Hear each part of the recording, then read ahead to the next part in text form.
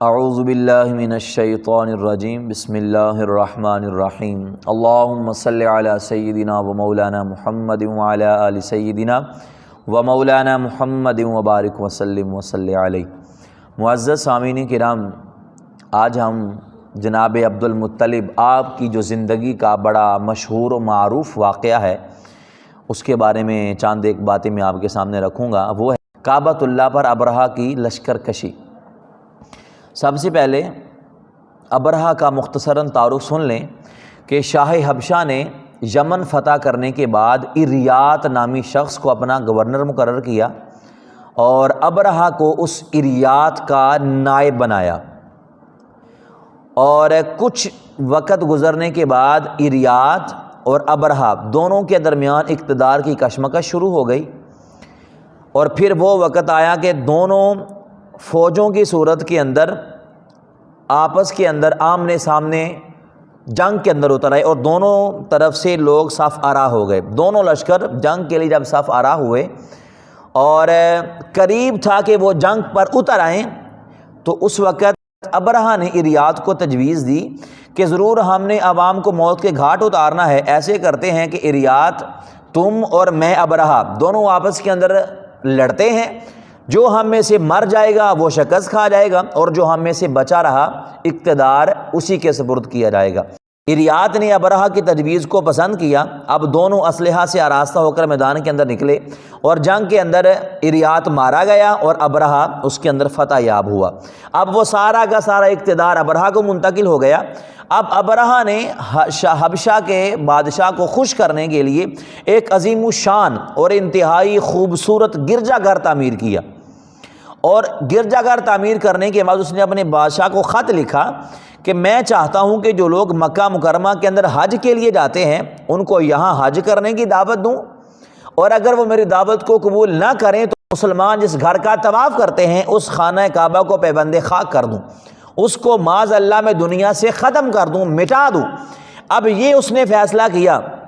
اور جب یہ بات چلتی چلتی عرب تک پہنچی تو بنی کنانہ کا ایک فرد اس نے بڑا اس بات پر غصہ کیا اور ناراضگی کا اظہار کرتے ہوئے اس کنیسہ کے اندر گیا جو اس ابرہہ نے تعمیر کروایا تھا، اور اس نے وہاں پر جا کر ٹائم ملا اسے، اور اس نے وہاں پر جا کر قضائے حاجت کر کے اسے گندہ کر دیا۔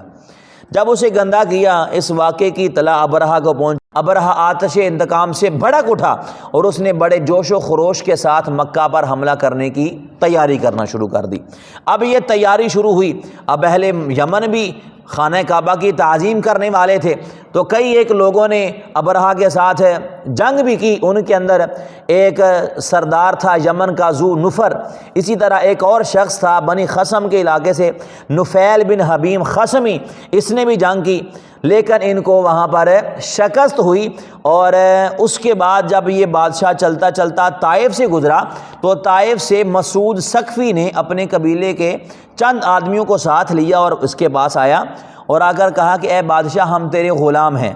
جس معبد کو تو گرانے جا رہا ہے وہ ہمارا معبد نہیں ہے جو مکہ کے اندر ہے، بلکہ ہمارا معبد تو طائف کے اندر ہے۔ انہوں نے طائف کے اندر لات نامی بت کو نصب کیا تھا اور وہ اس کا طواف کرتے تھے اور اس کی عبادت کرتے تھے۔ تو انہوں نے کہا جی ہم تمہارے ساتھ ایک ایسے آدمی کو بھیجتے ہیں جو تمہاری رہنمائی کرے گا اور ہم تمہارے ساتھ ہیں۔ تو ان لوگوں نے ابو رغال نامی ایک شخص کو بھیجا کہ وہ ابرہہ کو مکہ جانے کا راستہ بتائے۔ جب ابرہہ ابو رغال کی معیت کے اندر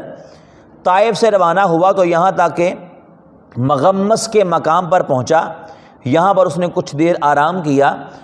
اور وہیں پر ابو رغال نامی بدبخت کا ٹائم ختم ہو گیا اور وہ مر گیا، اور وہیں پر ہلاک ہو گیا، اور اس کو وہاں پر زمین کے اندر دبا دیا گیا۔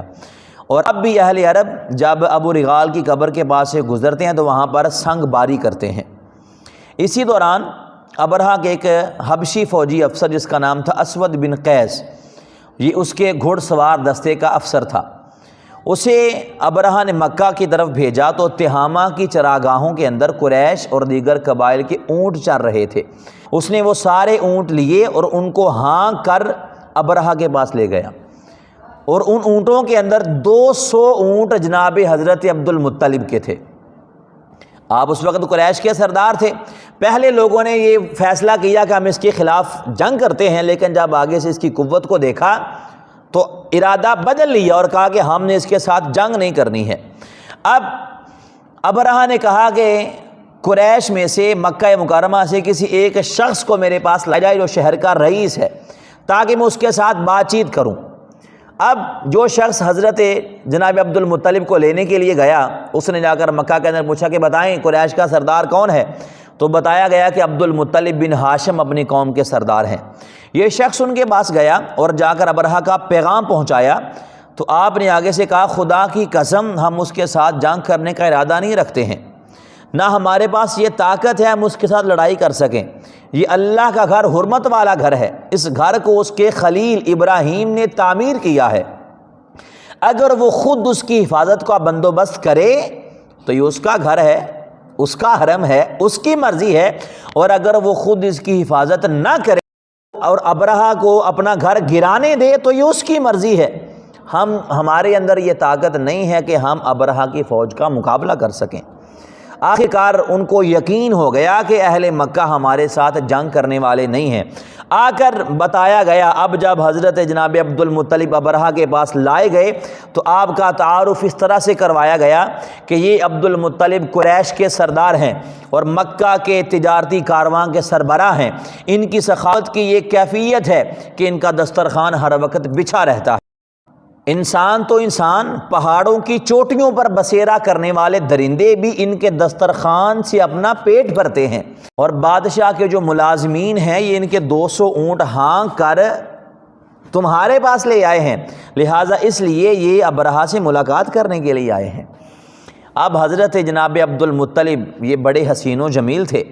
چہرے سے وجاہت، شرافت اور سرداری کے آثار نظر آ رہے تھے۔ جب ابرہہ نے آپ کو دیکھا تو آپ کی بڑی تعظیم، بڑے ادب کے ساتھ آپ کے ساتھ پیش آیا۔ حضرت عبد المطلب کے لیے وہ اپنے تخت سے اٹھا اور نیچے ایک قلین پر بیٹھا اور اپنے پاس آپ کو بٹھا لیا، اور بٹھا کر اپنے ترجمان سے کہا کہ پوچھو یہ کیا لینے کے لیے آئے ہیں؟ تو آپ نے جواب دیا کہ میں اس لیے آیا ہوں کہ بادشاہ کے سپاہیوں نے میرے 200 اونٹ پکڑ لیے ہیں، میں وہ اونٹ واپس لینے کے لیے آیا ہوں۔ جب ابرہہ کو ترجمان نے کہا کہ یہ تو اپنے اونٹ لینے کے لیے آئے ہیں، ابرہہ نے آگے سے کہا کہ اے عبد المطلب، آپ کے چہرے کو دیکھ کر جو قدر و منزلت میری آنکھوں کے اندر آپ کی اجاگر ہوئی تھی وہ تو گر گئی ہے۔ میں چاہتا تھا کہ آپ تو بڑے سردار ہیں، کوئی بڑی بات کریں گے، اور آپ مجھ سے اونٹوں کا مطالبہ کر رہے ہیں۔ میری نظر میں آپ کی جو قدر و منزلت تھی وہ گر گئی ہے کہ آپ اتنا چھوٹا سا مطالبہ کریں گے، حالانکہ میں اس گھر کو مسمار کرنے کے لیے معاذ اللہ آیا ہوں جو آپ کے آباء و اجداد کا دین ہے۔ تو آپ نے جواب دیا کہ میں اونٹوں کا مالک ہوں اور اس گھر کا بھی ایک مالک ہے۔ کیا فرمایا؟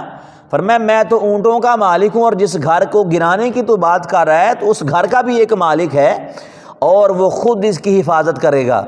جب ابرہہ نے یہ سنا تو بڑے غرور کے ساتھ کہا کہ کوئی بھی میری زد سے کعبہ کو نہیں بچا سکتا۔